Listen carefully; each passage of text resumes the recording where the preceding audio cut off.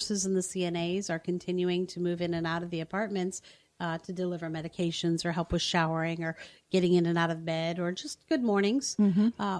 That we know what's going on as far as that goes, but they do have an emergency pendant if something happens in between those visits. I imagine in the very near future, these emergency pendants will actually be more like a Bluetooth, and you'll be able to monitor them the entire time. You'll know where they're at in the apartment and what they're doing. Yes. That's right around the corner. We're all going to be monitored. So you've been listening to MechelleTaylor, a senior lifestyle expert from the Fountains of Melbourne. And we're here to discuss a lot of the different choices out there for seniors because, again, you may be in a situation, and it's not always 65 or 70-year-olds. Sometimes you might even get someone that's younger than that need to have independent living community. Is that right? You don't have to be over a certain age. Usually, as independent is going to be a 62 and up for independent living. By law, assisted living can't have a age requirement because it is a medical need. But again, you want to find the right fit for a person. Independent living does generally average about 86 years old when they're coming into us. Wow. So people are staying at home longer. We're encouraging them to come out and explore and educate themselves to see what their options could be. Because a lot of people, as you said, you remember the old nursing home. Mm-hmm. Many people have that vision of what senior living is, and they don't want anything to do with it. Then they walk through the front door, and they're amazed at what life could be. They never envisioned it to be that luxury lifestyle, that freedom to enjoy life, follow their passions, and be involved in the things that maybe they didn't have the energy for anymore. They used to love to paint, and they used to love to play cards, or they love to travel, but just dealing with the house and the upkeep and the grocery shopping and the cooking takes all the energy all day long. Mm-hmm. So they've given up the fun, and they just focus on getting through the day. Our goal is to give that back to them and let them enjoy life again. Well, I know when I visited there, we actually would have lunch. Sometimes we have dinner, and it was nice. They could invite. So many times a month you could invite someone to come join you for dinner or so forth, and you could even, I think you could even reserve the room, the restaurant part of the what would you call it? The dining area for parties or receptions and so forth. Or you have other rooms as well as you could do that. We have 3 unique dining rooms, an all-day dining program, 7 a.m. to 7 p.m. Over 30 entree selections daily, but residents are able to bring guests anytime they want. We do ask that they make reservations for parties over 6, just because that way we can have tables available to them. But anytime, but they serve you just like a restaurant. They come. You have a nice waiter or a waitress, and they had, if I remember correctly, like a buffet for salad. I mean, it was really quite nice.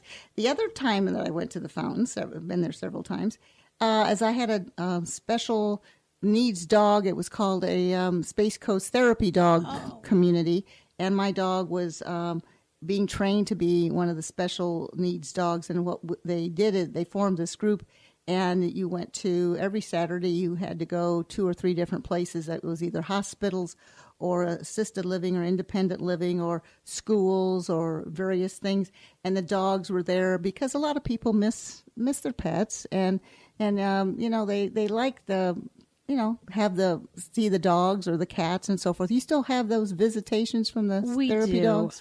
Some people don't feel that they're still able to keep up with the care of an animal, so they very much enjoy having the therapy animals come in. We do a Share Your Pet Day, but we are also a pet-friendly community. So if someone does have a small dog or a cat or a bird, and they don't want to part with that, it's a part of the family. We love our animals. That's right. I forgot about that. Go ahead and bring them with them and maintain that life. Only now we can spend more time enjoying it. I know you see this on the news every once in a while when they're talking about lowering your blood pressure or your heart rate and so forth, that people that pet animals, not only does their heart rate slow down and they relax, but so does the pets. Yes.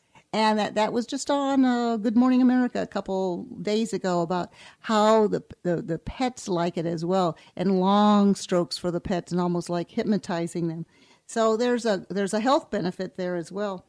So if someone was just curious of what you had to offer, should they call and make an appointment to come see you? Can they just stop in, or how would you like to see that happen? I do prefer to work by appointment because I want to be available to my guests when they arrive. If I miss someone else and they walk in, they may have to wait. But if that's all they can do is walk in, we will definitely try to accommodate them. But they can call me at 321-984-1494. Ask for Michelle, and I'll be happy to talk with them. They can also go to our website at lifeatthefountains.com and look at floor plans, see our calendar and menus and things like that. There's floor plans on there because you have like studios. We have about 13 different floor plans. Wow. So finding the right size that's going to fit your lifestyle. And I know we probably can't get into all kinds of pricing and so forth today, but in general, what do you see? Let's start with assisted living on a whole. I just pulled some figures up off the web, general websites of anywhere from about $2,800 to $4,500 a month. Would that seem like it fits into the generalities of Brevard County? It depends because there's so many different options. Depending on the size of your apartment. The community. There are some that are supplemented with Medicaid, and those will start at around the 22 mark, and others go clear up to $6,000 and $7,000 a month, just based on the care needs and how much support community is providing to that specific resident.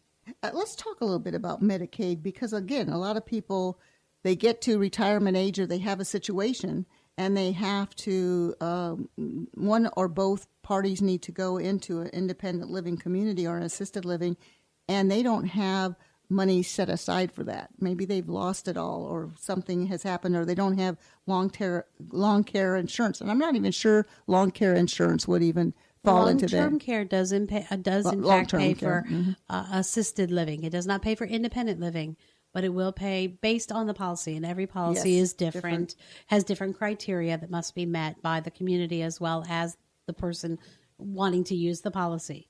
So in general, long-term care pays for assisted living, memory care, nursing home care, things like that.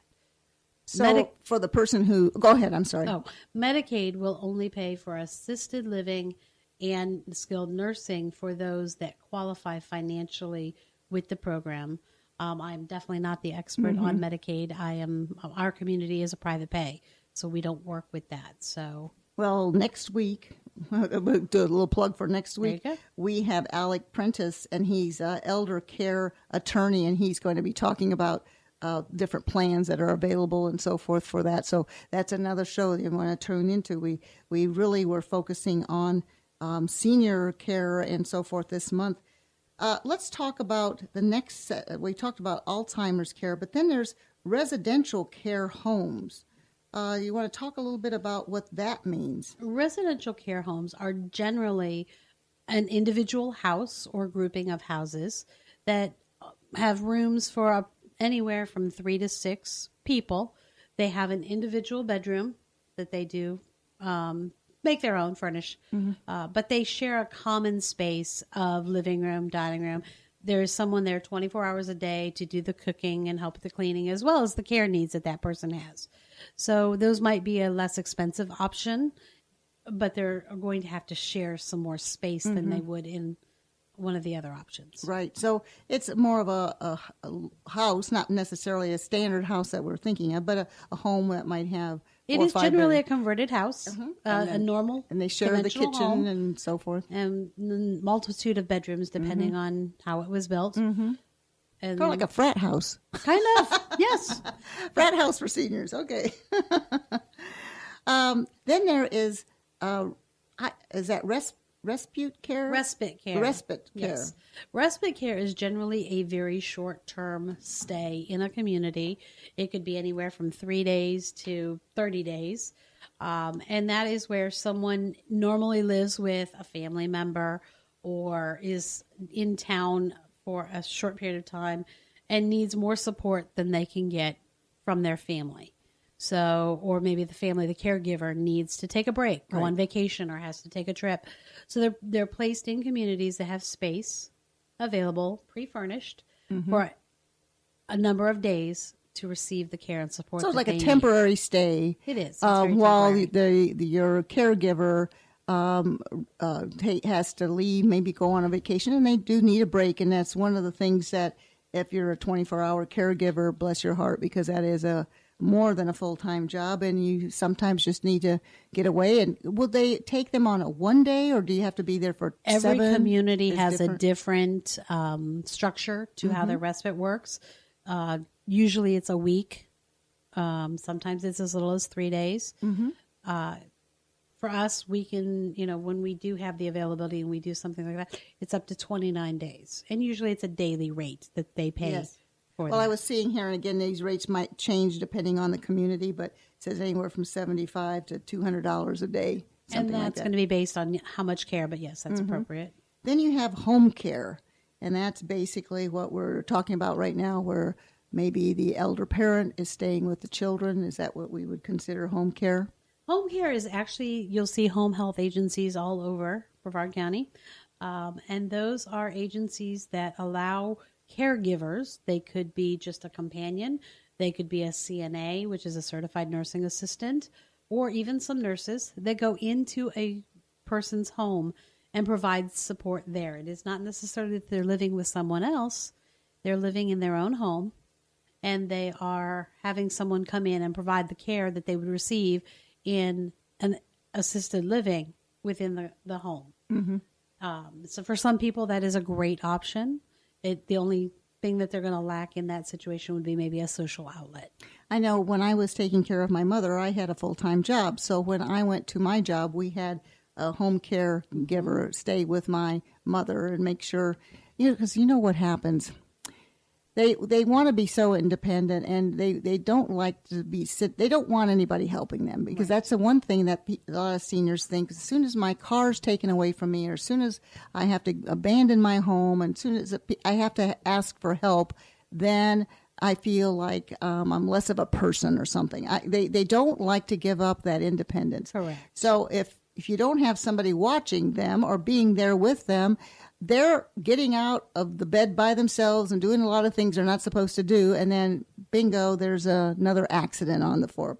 So home care is very important for the person that is taking care of their parents or even sometimes disabled children or something like that be able to have that outsource, to have that person coming in that can relieve them of some of those duties during the day. So all of these are various different things that are possible. But again, we always stress here on Your Hometown Solutions that it's all about getting the expert's advice. You want to know what's available before you have to make that decision. So before you're faced with putting the parents into another community or having them leave their home or whatever, sit down and look at the whole scheme of things, the whole picture, because perhaps you're not ready today, but maybe 6 months from now you will be, and it'll make your life a lot easier if you already have some ideas on figures and facts and so forth, because it's all about making the right choices. And again, we want to thank MechelleTaylor, and with the Fountains of Melbourne Senior Living, she's the sales director there. Give out your information one more time. You can reach me at 321-984-1494. Education is the key, and I'll be happy to help you. You can also go to our website at life@thefountains.com. How many apartments are at the Fountains right now? We have 265 apartments. Okay, and residents? About 300 people live there, so it's a nice, diverse community, but yet at the same time small enough to make it feel like family. Well, and another thing, we just have a couple seconds left, but one of the things I noticed when I used to visit there, you were allowed to have a wreath or something on your own front doors. People had little flower arrangements. They had their own welcome mats. So you had some personalization to even your front door. You can personalize the front door. You're going to make that apartment home your space. Exactly. You bring your precious treasures with you. Exactly. You don't have to give it all up. It's wonderful. Thank you again, MechelleTaylor, for joining us today. I'm Jean Newell with Waterview Realty. We interview experts on all kinds of diverse information. Again, if you want more information on past shows, on what we have coming up, even about what we've talked about today, go to our website at yourhometownsolutions.com and ask for our book.